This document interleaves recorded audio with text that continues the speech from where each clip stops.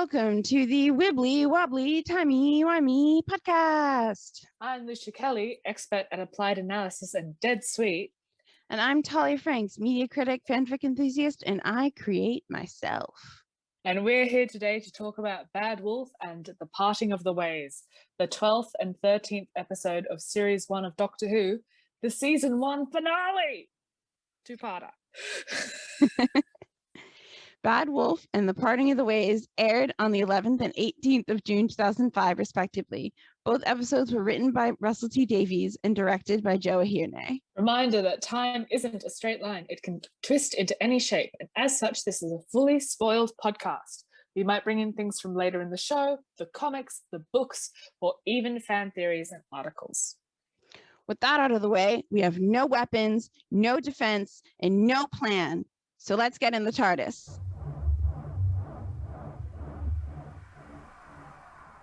Oh my gosh. I'm not emotionally prepared for this.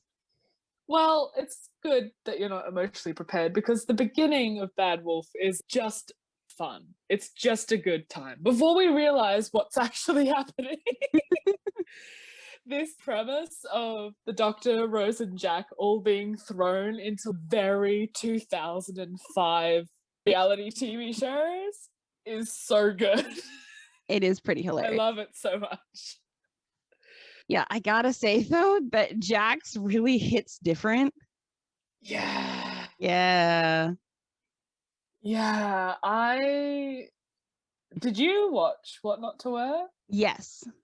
Yeah. I used to watch it pretty religiously, which is hysterical because I don't pay attention to fashion at all and never have. I just found it kind of interesting.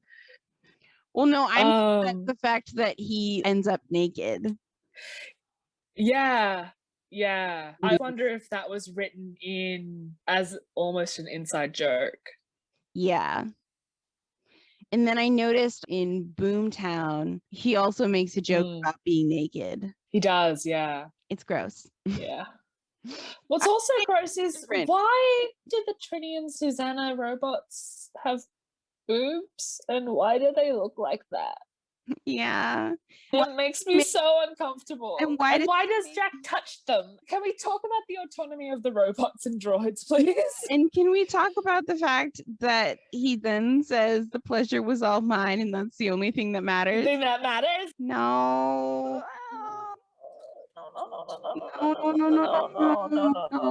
No. I don't like it. I don't like it either.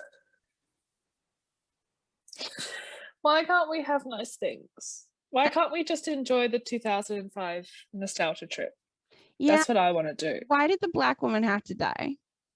Why did the black woman have to die? Why does the black man have to be an asshole? Why did the South Asian woman have to be just doing her job? Yeah. Why did everyone else have to be white? Yeah, and I don't know. I think we're meant to find the little sort of brewing romance between the two controllers cute. And the one time I'm on board with it is when he says, I only took the job because of you. And she snaps right back like, what? Do you think just because of that? I meant to say, after all this is done, if we're both still alive, we can go out for a drink. And he comes back with, yeah. And she goes like, well, tough. And I'm like, yeah. But then she winks afterwards. And I'm like, God damn it. Because like, I don't know. Especially because it's a white man pursuing a woman of color within the workplace. Yep. It just feels icky. And especially when she has expressed disinterest, and not in that like flirty you, or not in the way that actually encourages, like, I'm not about to get into all that politics about when a woman says no she means yes and all that kind of garbage, but there is definitely a way to do consensual, playful, will they won't they flirting. That's not what she was doing. She was saying no, and then at the end it's like, oh, she was actually saying yes this whole time. And that's such a, don't do that. Don't justify that kind of behavior. I don't like it. Yeah, retroactively, I think it's cute because I know at the end she liked him the whole time. but looking at it through the lens of just what is actually portrayed, not knowing the end game of she liked him the whole time, it is very icky. Yeah.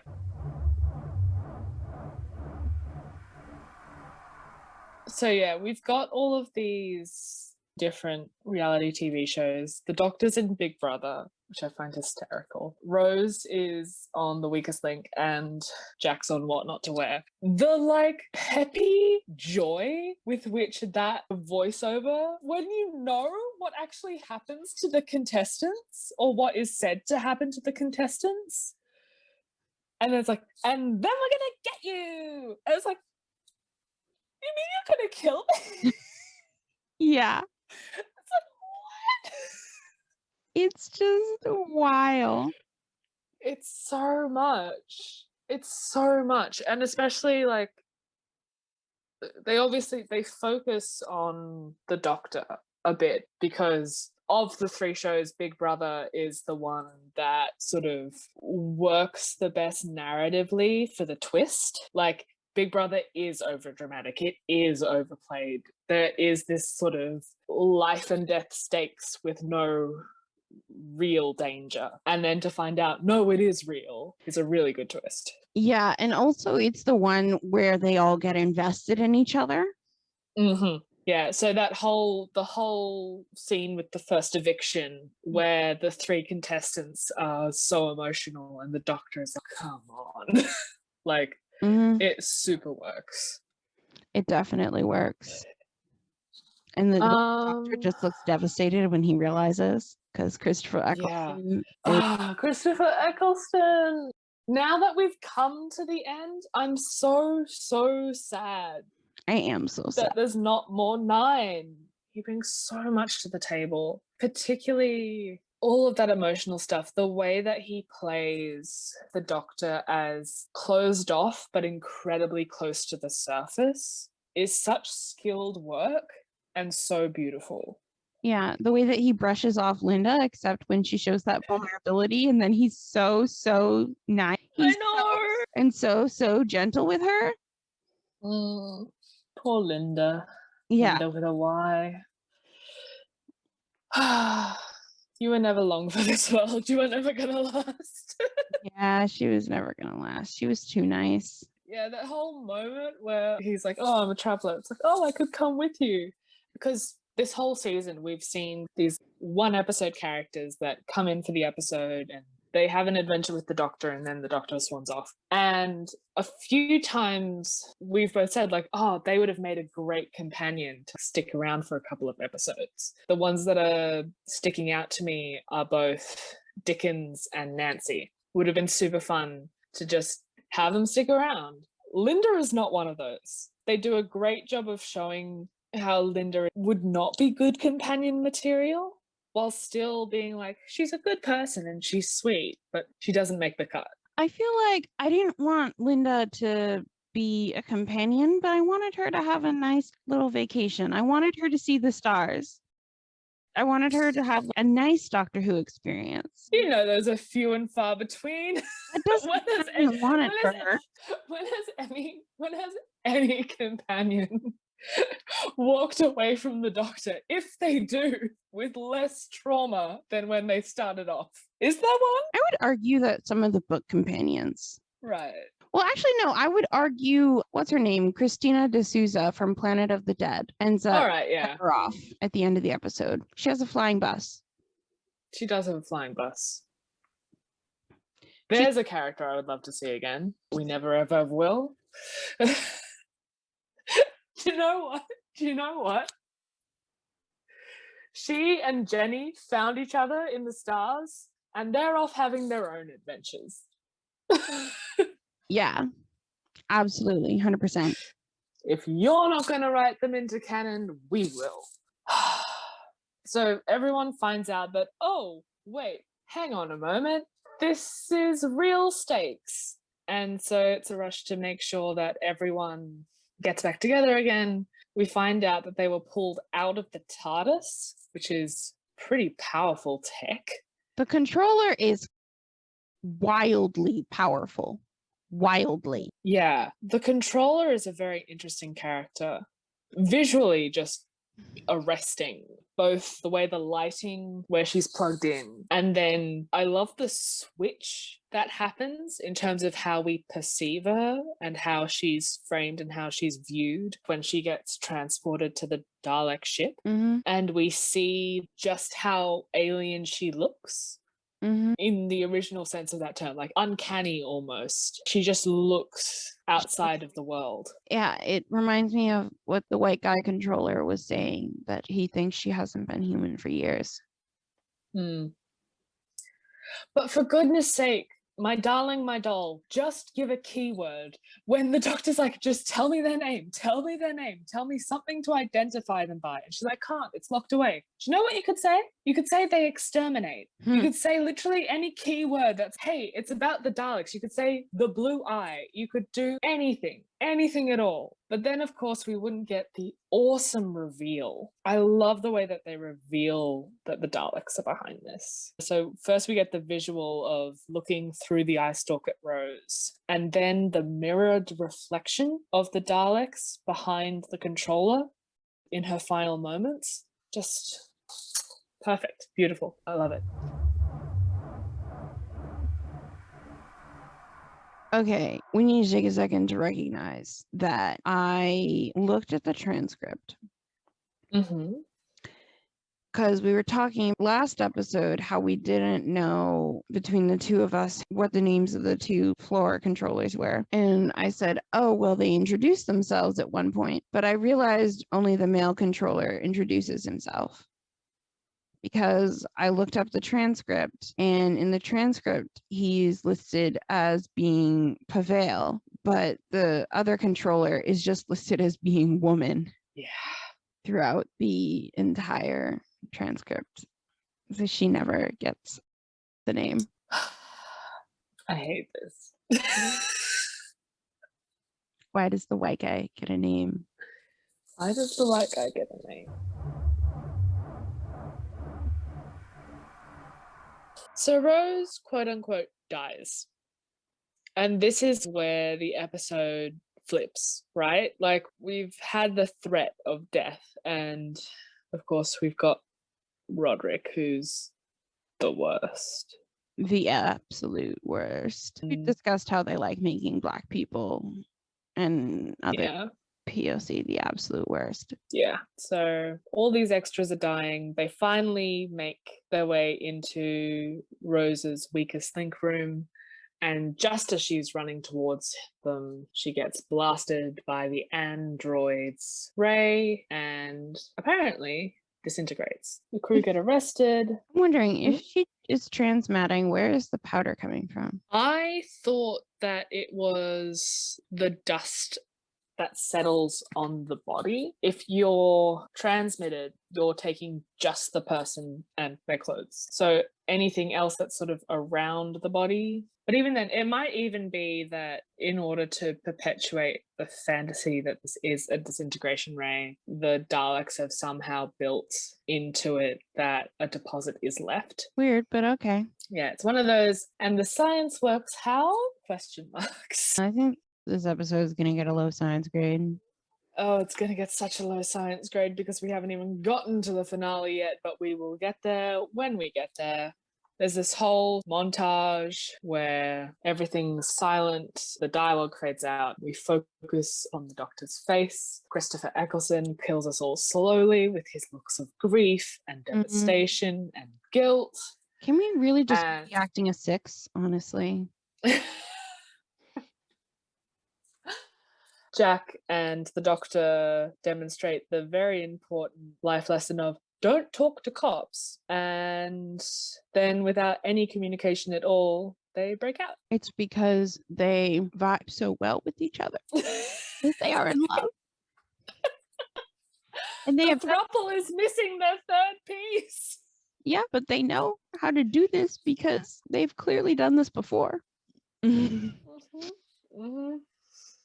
Also, more proof that Jack and the Doctor and just how close that group is, Jack has a key. So we know how much a bigger deal it was when Rose got the key. Oh, it's a very big deal. It's a very big deal whenever a companion gets a key. I'm upset we didn't get to see Jack being given the key. Because I think especially in this episode and the next, we see just how much Jack has grown as a result of being with the Doctor and being with Rose. Well, I did find, it's not funny, but it kind of is, Rose's jacket being left on the sort of coral banister. That is a visual cue that we are going to see again. So clearly Rose doesn't put her clothes away. Yeah, no, I noted that too, but I thought it was so interesting, the differences in how that visual cue is treated. Say more. Well, I think it happens more than once, but the two that I was thinking of are when Jack does it here and Donna's reaction when she sees it, because she has a very different reaction to seeing another woman's clothing strewn about the TARDIS. Well, well, yeah, because in The Runaway Bride, right, we get both the Doctor and Donna have time to respond. So we get the Doctor's response first, which is devastating. And then because he literally can't deal with the grief, he puts it back exactly where it was. So that it is then set up for the comedic take. Yeah, no, I definitely saw the connection between the Doctor's reaction and Jack's reaction because, again, throuple. They're both in love with her, but because the Doctor and Jack's reaction and that visual repetition feels obvious to me, I was thinking in particular of how Donna's take is so different. But I'm also thinking of how the Doctor and Jack are so willing to sacrifice their lives because they know Rose is safe. And I'm just like, the throuple energy. The throuple energy is there, but also the toxic masculinity aspect of it too. Yeah, the damseling of Rose is starting to really bug me. It's been an issue pretty much from the beginning, but particularly in these last 3 episodes, Boomtown, Bad Wolf, and The Parting of the Ways. What bothers me most about Rose is that she's got a really solid foundation as a great companion. And even a solid foundation as a morally complex and interesting companion. Like, I feel like there are 2 different versions of Rose depending on how you feel about her, and she's either the best and so sweet, so compassionate, so everything, or she's this horrible bitch who left Mickey on the line and never takes personal responsibility for her own actions.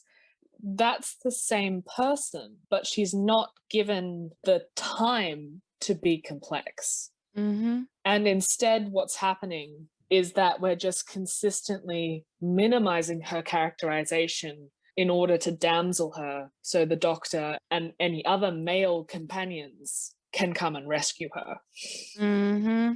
Which is why I find the inclusion of Linda so interesting, because the look Rose gives her when they're in the control room together and the Doctor says, "This is your role, good luck." And there's that little bit of back and forth between Linda and the Doctor. Rose gives Linda a look of such venom, which is so unwarranted and very much feels like, excuse me, the role of damsel has already been fulfilled. Back off. Like, really? Oh, yeah. It didn't seem like venom to me. It seemed more like pity. Interesting. It was really sort of pitying, disgust, hate to be her sort of look. Interesting. Almost like she was looking down on her. Oh, yeah, definitely. I definitely think that Rose looks down and pities Linda. I think she was looking at her kind of like, oh, he's not interested. I think she's secure enough in how much the Doctor's interested in her that she knows or thinks she knows that the Doctor's interest in Linda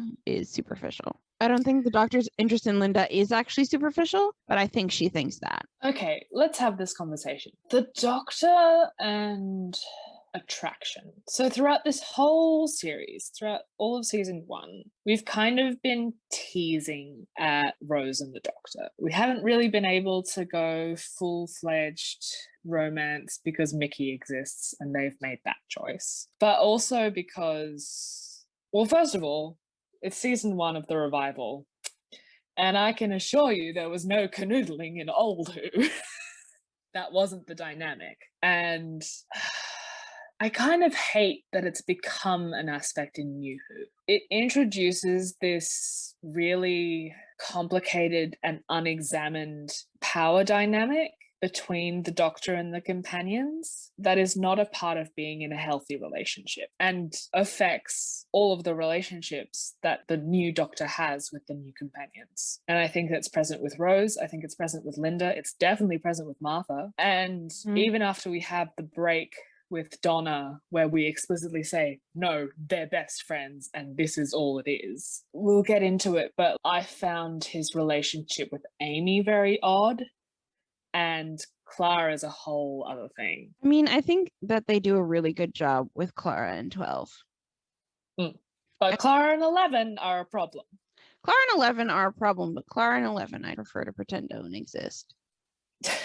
And given we're already on this topic, I want to talk about this kiss. The 10th Doctor starts in the wake of this highly emotional, highly charged, and not discussed relationship with Rose. Rose and the Doctor never talk about who they are to each other. They'll dance around it and they'll affirm their affection for each other, but they won't clarify or define their terms or their relationship in a way that is not beneficial to either of them. And I think a big part of that is that, like, I'm of the opinion that the regeneration is often, like, the personality of the regeneration is often built from the circumstances of the death of the last Doctor. Absolutely. Yeah. I feel like the new Doctor is fundamentally shaped by how the old Doctor died. So you get the 9-10 transition, and 10 is such an emotional Doctor, where 9 is often quite shielded and doesn't show emotion very freely, except when he does. He'll crack often. He's close to the surface, but he's also very guarded. 10 is just all surface all the time. And he's also, I think, textually in love with Rose. Oh yeah. Like, I think that's very textual. Absolutely. And that kind of passionate, involved, in love with the world, in love with Rose, very heightened existence, I think is 100% born from how heightened 9's death is. There's a direct transition there.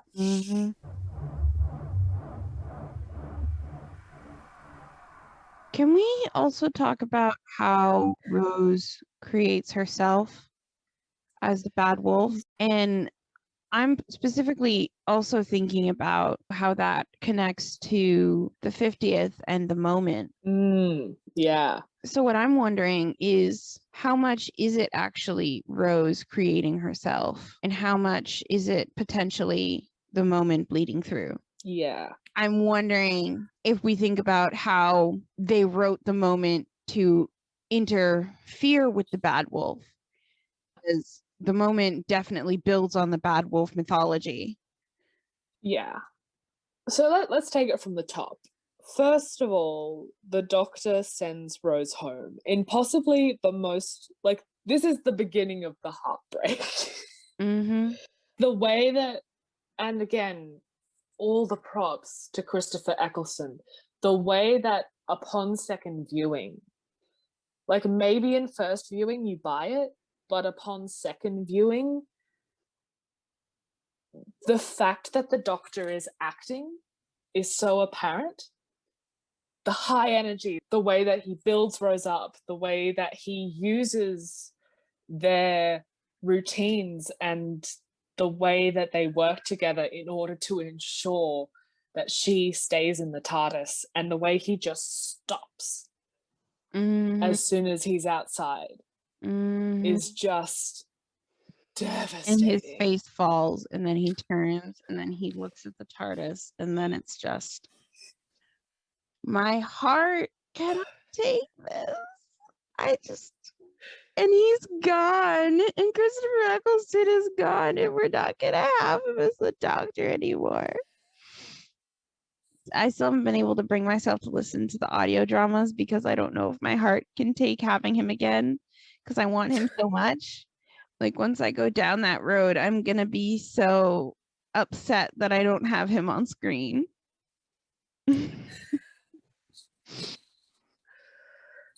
You can read the comics, you can listen to the audio, and you can picture it in your head. See it in your mind.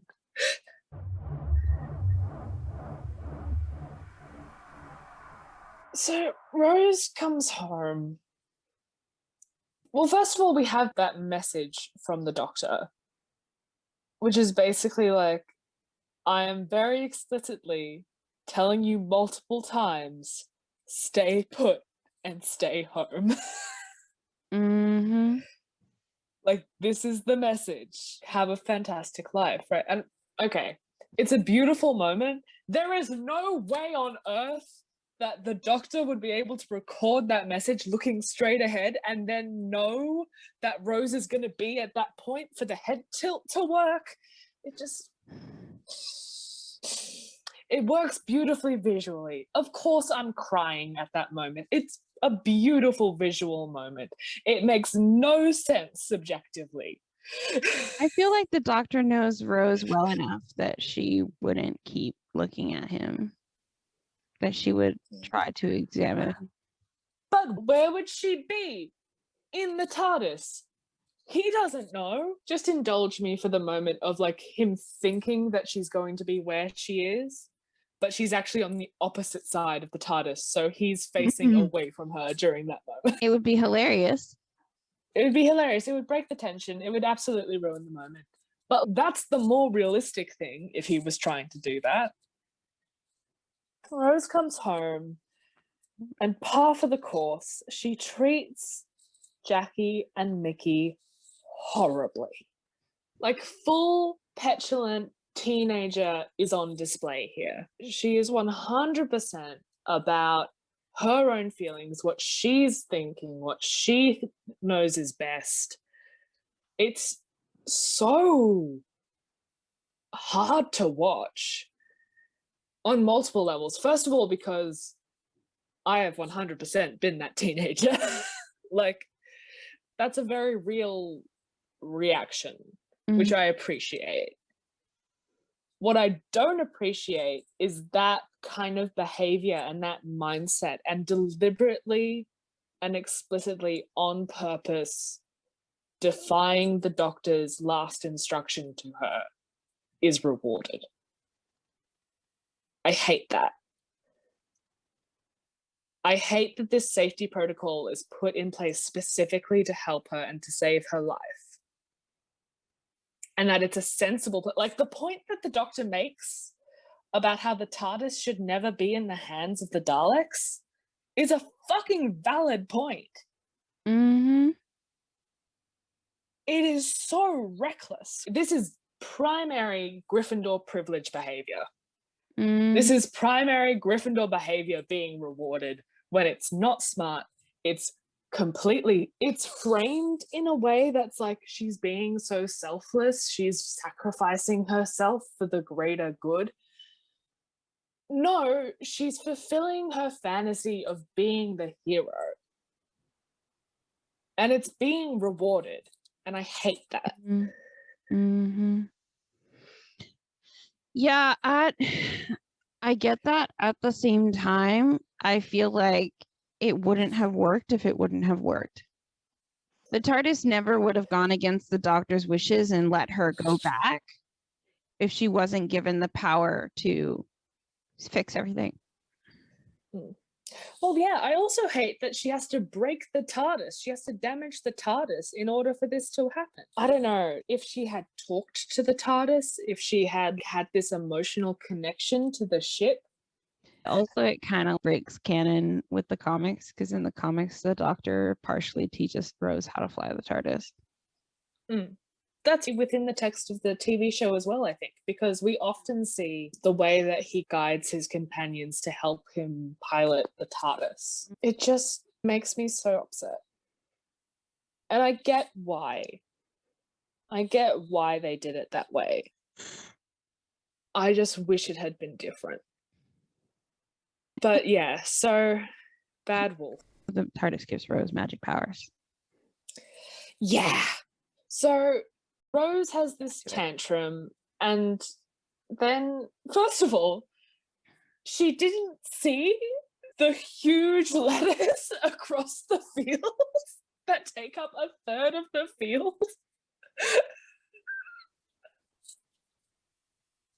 So they go through this whole rigmarole because she's been given a message that Bad Wolf is a connection to the Doctor. And she pulls the TARDIS apart and she takes in time essence. She looks into the eye of the vortex and gains powers. So what I think, and this is why I bring up the moment, and bear with me here, and this isn't what was happening in season 1. In season 1, it was just magical garbage.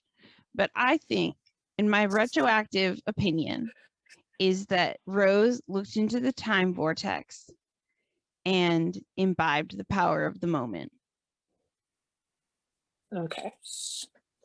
Because remind me, it's been a minute since I've watched the 50th.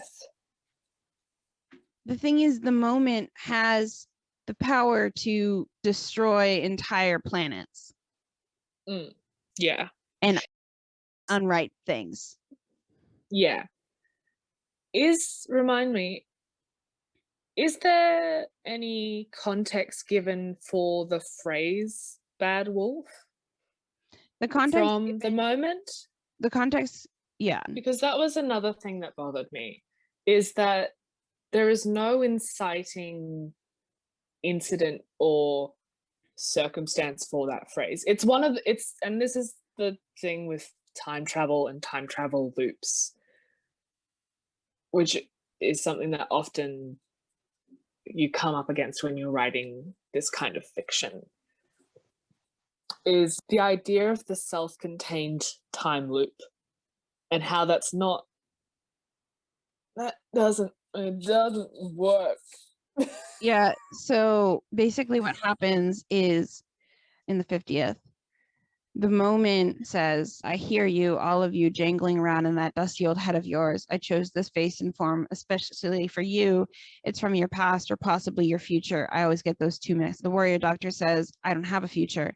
The moment says, I think I'm called Rose Tyler. No, yes, no, sorry, no, no. In this form, I'm called the Bad Wolf. Right.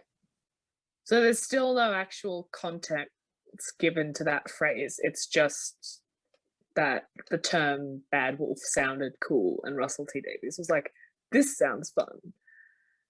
There's no actual in context reason. Because the thing is, the Bad Wolf creates itself.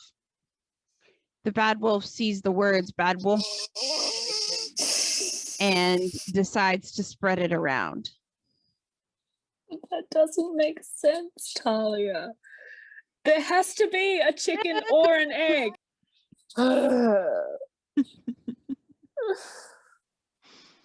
And yeah, the magic powers. What the...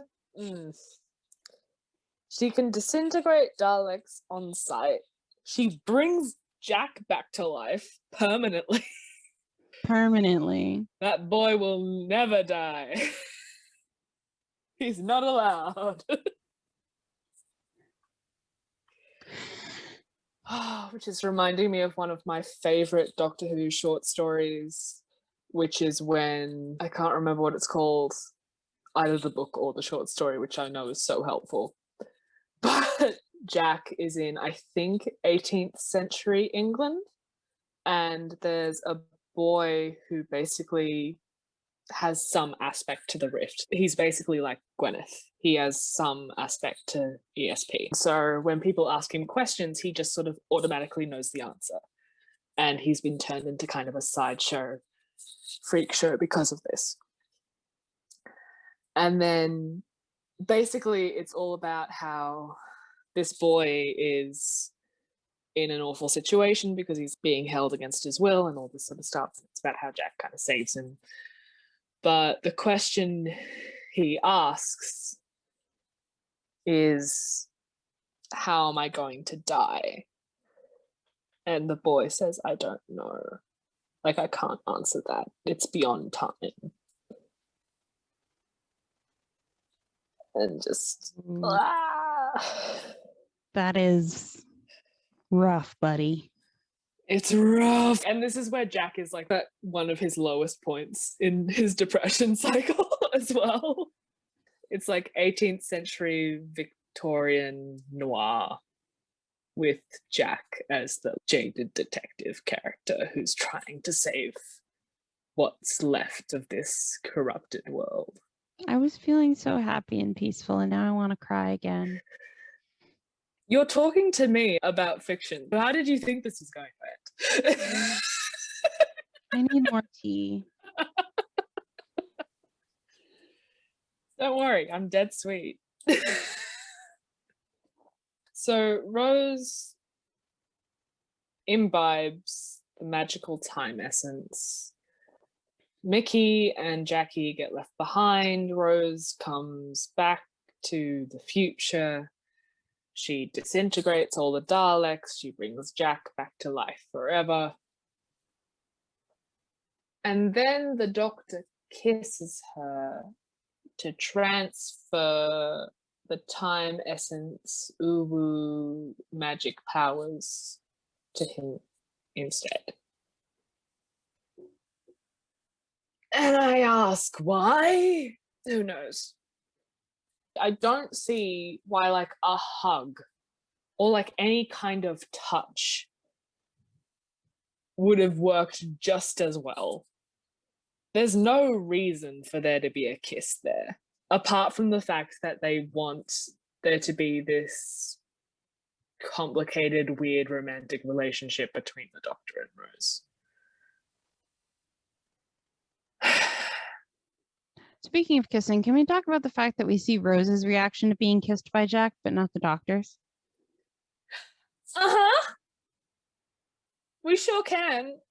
Yeah, let's avoid talking about that whole end scene that makes me so upset and mad. I'm pretty sure we get confirmation of our throuple here. Uh-huh. Like, Jack's been doing a lot of work with Rose off screen, unpacking her homophobia and introducing her to the idea of a throuple and opening her mind to the possibilities. The Doctor was always up for it. Doctor was always on. Of course he wants to dance. Who with?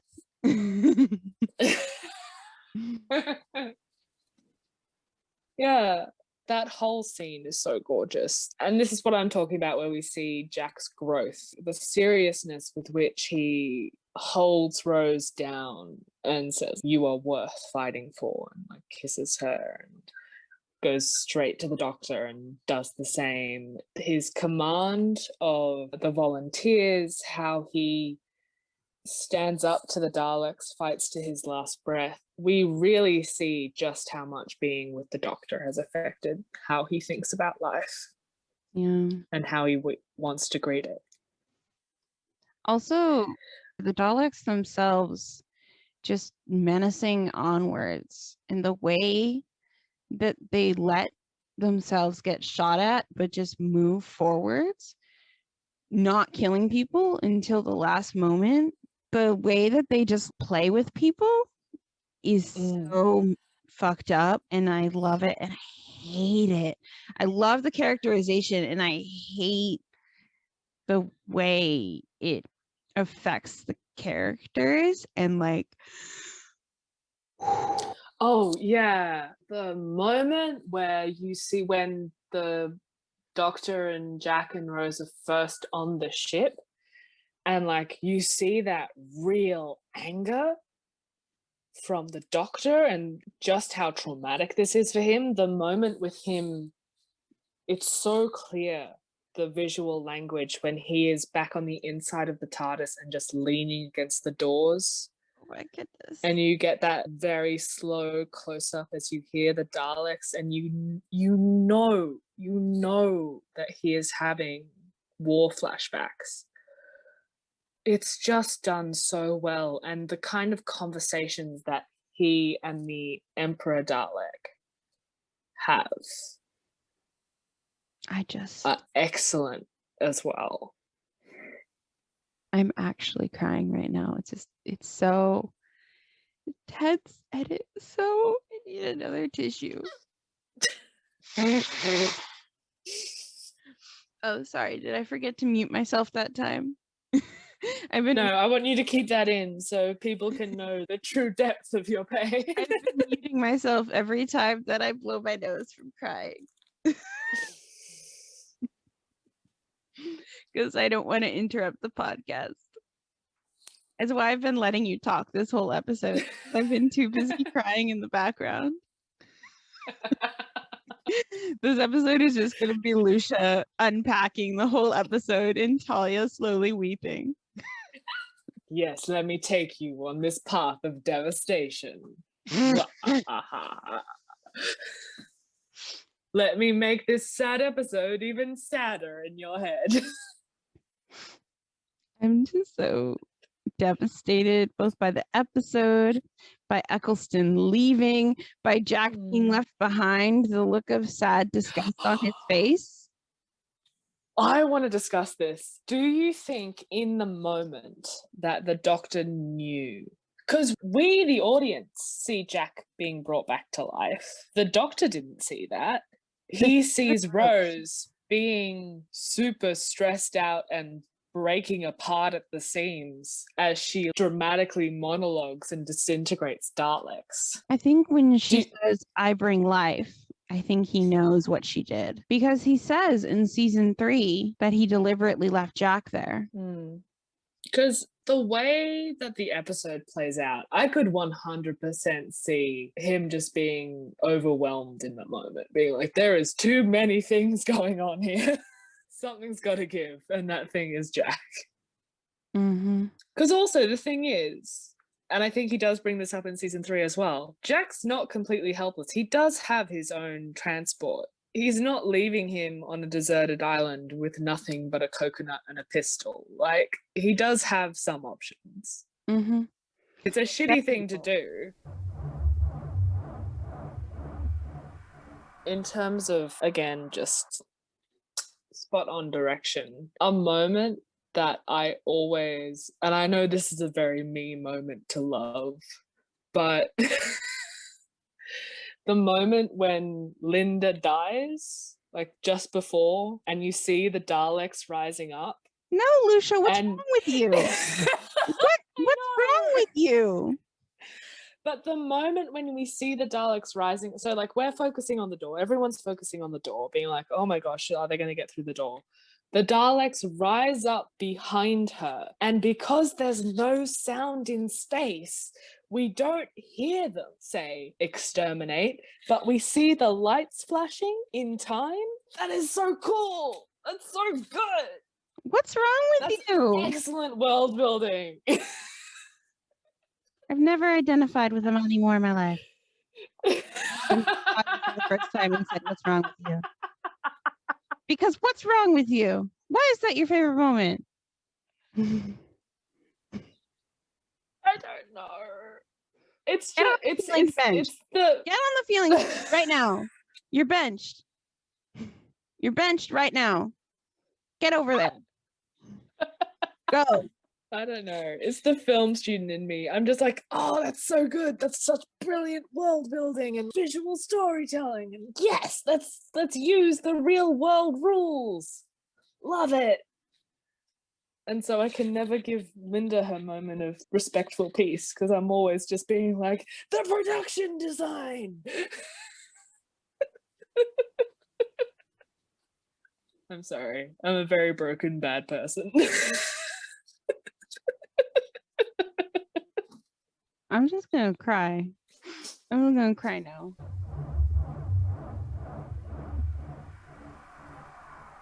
So, do we want to talk about the ethics of the Delta wave and that whole dilemma? It's the time war all over again. Yeah, I find it interesting that the Doctor is framed as being pushed towards genocide quite often. For a character we are meant to respect and admire.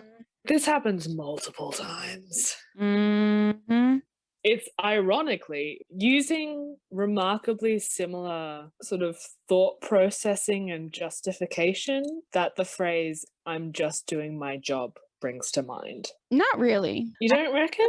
I feel like the phrase "just doing my job" implies that someone higher up is pulling the strings, and someone who says "I'm just doing my job" has no power, has no like true choice. Like someone who's just doing their job feels like they're a cog in the machine, whereas someone like the doctor is deciding whether or not the machine is running. I guess I hadn't fully considered the hierarchical nature of that phrase. However, at the same time, there are plenty of people who leave their jobs when they find them morally abhorrent. Yeah, no. And I understand that there can be many outside circumstances, but there are always ways to resist. And I have always viewed the phrase "I was just doing my job" as a way people justify inaction. Oh, it's definitely a way people justify inaction. But I'm saying the doctor's not doing inaction. He is actively choosing to do something. But do you think that the doctor, views quote unquote saving humanity, saving the day as his job? That's his role within the universe. Yes. And so these big decisions. He says that explicitly in World War III. He says, "This is my life, Jackie. It's not fun. It's not smart. It's just standing up and making a decision because nobody else will." And it's this doctor that says that. Yeah. Which is interesting because he often doesn't make the decision. He waits until the absolute last minute to make the decision because he's just waiting for someone else to make the decision for him. Yeah.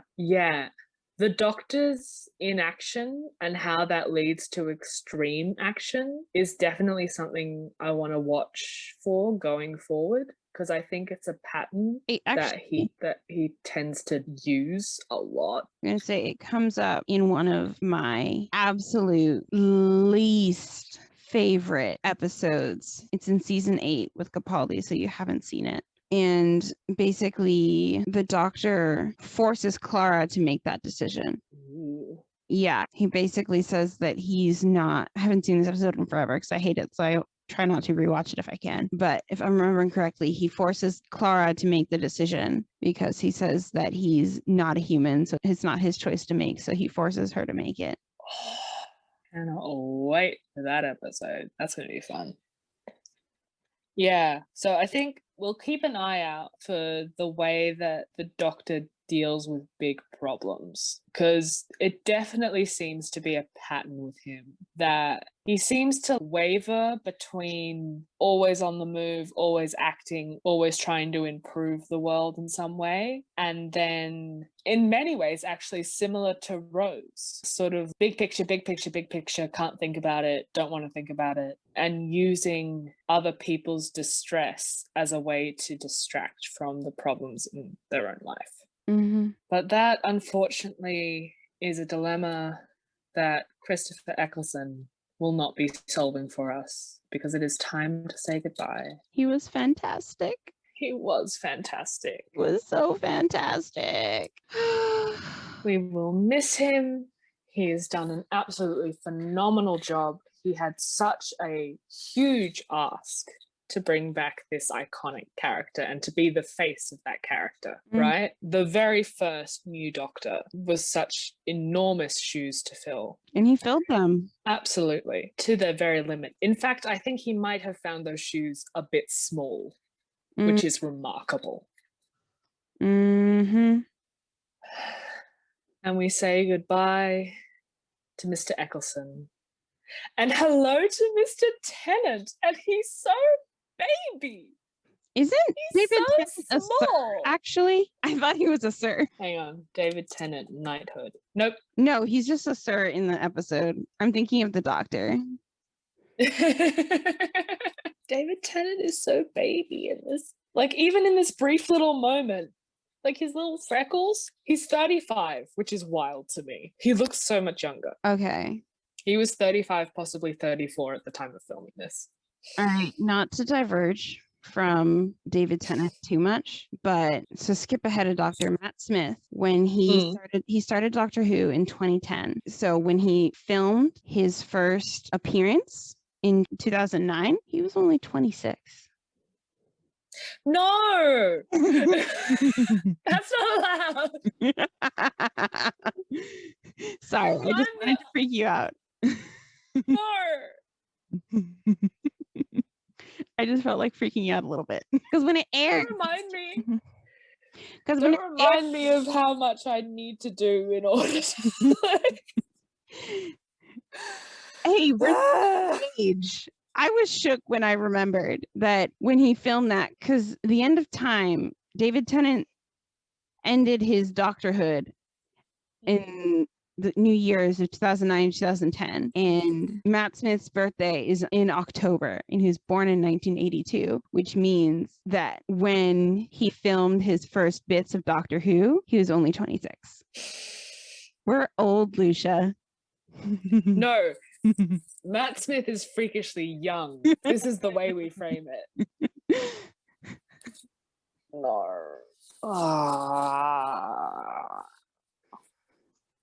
So Matt Smith has a genuine baby face. But David Tennant... Matt Smith is genuine baby. Yeah, Matt Smith is genuine baby. David Tennant has a baby face.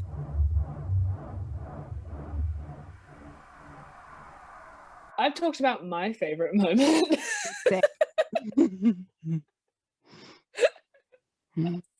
What was your favorite moment? Let me look at my notes again. I think it was probably the throuple moment where Jack kisses Rose and the Doctor in the exact same way. Because while I think there's a lot of problematic stuff about the age differences in their relationship, I really ship the throuple a lot. I like to pretend in my brain that Rose is the age of Billie Piper, which is 25, and that Jack is the age that John Barrowman looks, which is, I don't know how old John Barrowman is in this episode, but he looks like he's late 20s.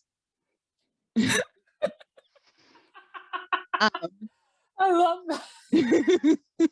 It's not about the actual age, it's about the vibes. Yeah, well, it's because this show is we don't care anything about the actors other than their acting skill. We care that the actors are good at acting because they are. Acting gets a 5 out of 5 every single episode. We've established this. I looked at the spreadsheet. We should just pre-fill 5 in every brick. How old the actors are doesn't really matter to me.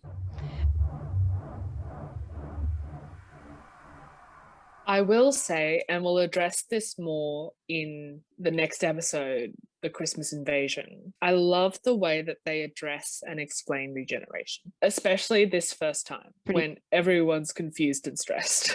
The way that he explains it to Clara is trash. I feel so bad for Clara.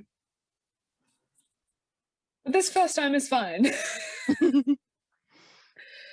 Yeah, the way that he reassures Rose and the way that his last moments with her are affirming her and affirming his love for her, like whatever kind of love that is, that he is trying to use this extremely stressful moment to keep Rose calm and informed, is a really high form of love that I adore. You're gonna make me cry again.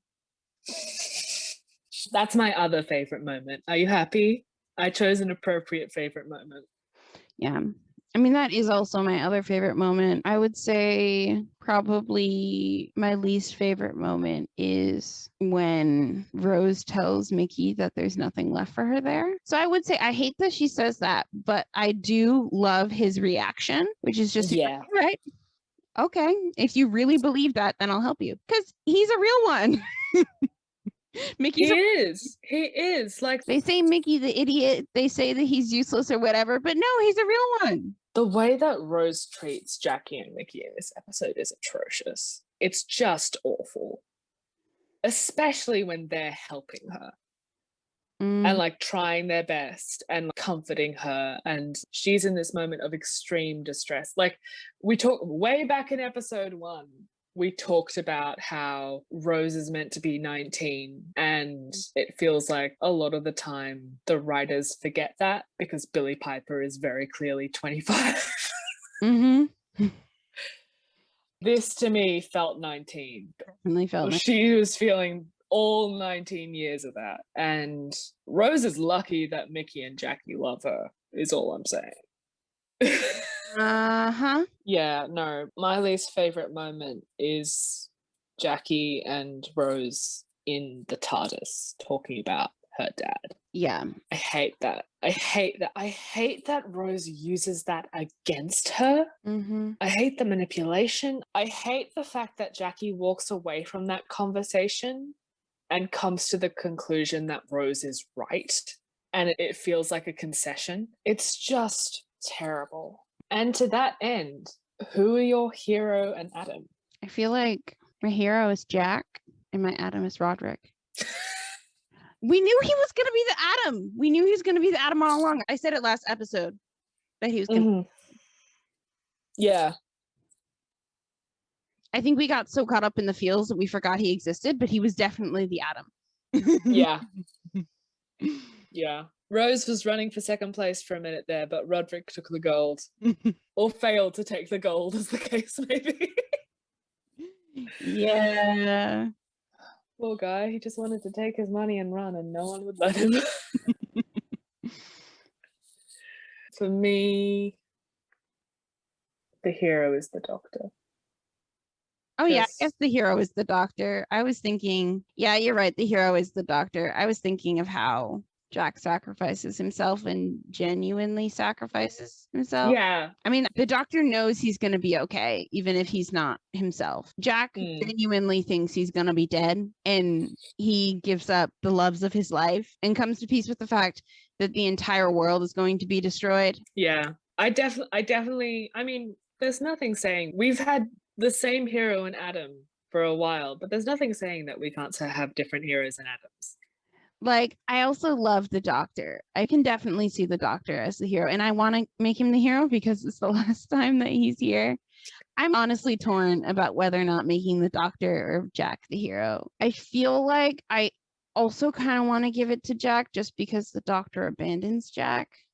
As a consolation prize? Not as a consolation, but because I dislike the Doctor for abandoning Jack. Like, it's not a consolation for Jack, it's a demerit for the Doctor. The Doctor abandoned you. Have this shiny medal. Yeah, the conversations around both Jack and the Doctor about cowardice in this episode I think coward is a very loaded word. And I love where Jack comes down on coward. I don't like where the Doctor comes down on coward. Me either. Like, I feel like Jack and the Doctor have different definitions of the word coward, and I agree far more with Jack's interpretation than the Doctor's. I don't think the Doctor actually believes in that definition of coward. That's not the Doctor's definition of coward. That's the Doctor answering the Daleks' question. Like, the Doctor's not saying, I'm a coward. The Emperor says, what are you, a coward or a killer? And the Doctor says, coward, any day. So he's not saying that, yes, this is my full definition of coward. He's answering the yes or no question. Like, I'd rather be a coward than a killer, is what he's saying. He's not saying that this is what I believe a coward to be. In my perception, the Doctor's not saying this is cowardice. He's saying, I won't be a killer. Yeah, I think definition of coward is also something we should keep an eye on going forward, because tying it back to this idea of the next Doctor is born directly out of the situations in which the last Doctor died, I think a lot of 10 is characterized and defined by self-loathing, which is a very interesting trait to give someone who is so outwardly loving, and very much where I think the Ninth Doctor is at the point of his regeneration, in terms of how he thinks about himself and how he thinks about himself specifically in the context of the Time War and what he did. Yeah, I mean, I think it's very much worth noting that 9 and 10 are the two Doctors who think that the Time Lords are all dead. Yeah. And who let it affect them. Yeah. 11, I have 11 lets it affect him, but not on the surface. I have thoughts about how the Schrodinger's cat of the whole, did the Time War happen? Are the Time Lords dead? That whole situation that they decide to just kind of take back. Like I was saying in episode 2, I think it's such a ballsy move to say, you know what? Yeah, the Doctor committed mass genocide, including against his own people, and all the Time Lords are dead. That is a crazy ballsy move. The fact that they then walk it back 3 years later, I have opinions. I think it's actually 7 years later. 7 years later. 3 Doctors later. But I mean, then what they do 7 years after that with the Timeless Children is interesting. I mean, you know about the Timeless Children, right? I do. I've absorbed some knowledge through osmosis. But that's all ahead of us. That's all ahead of us. This is the end of season 1. We've had a marvelous ride. All right. Shall we do the Let's get to grading. Production? 5. 5, yeah. Writing? Possibly also 5? Maybe 4. I think it's a 5. Acting 5, we know this. Science? This is where it all falls down. The science is really questionable. I hadn't even thought about what you brought up earlier with the ray. The fact that the ray doesn't make sense once you know what it actually does. Is there anything about the science that does make sense? Is my question. I was about to say, let's give it a 2, but then I was like, wait a minute, that's a bit arbitrary. And also, what is there about the science that makes sense? I mean, even the idea of Daleks building themselves from the cells of humans. That's also something to keep track of, is the Daleks have an interesting habit of blending with humans. Yeah, isn't it just fascinating how these perpetuators of racial purity can't actually exist in the vacuum they crave? Mm-hmm. And always use and abuse creatures that they view as lesser than. Isn't that interesting? Yeah, Isn't and isn't it interesting? Isn't it? We didn't even get to all the religious overtones with that, but I think we're running a little low on time. I'm not sure any of the science makes sense.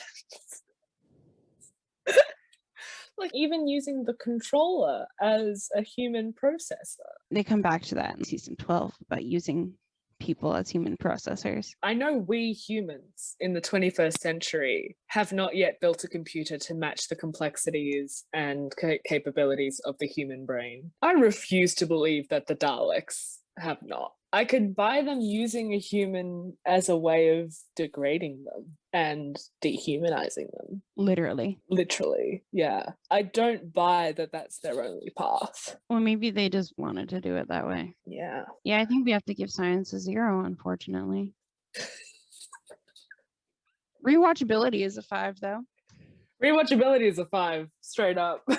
At least this makes the math easy. It's 80%. It's 80%, which is a solid B-, which feels right. An absolutely solid B- of an episode and a beautiful, gorgeous send-off for Christopher Eccleston. This has been the Wibbly Wobbly Timey Wimey podcast. We hope you enjoyed this adventure with us through space and time. You can find us elsewhere on the internet on Twitter, Tumblr, and Instagram as @WibblyPod.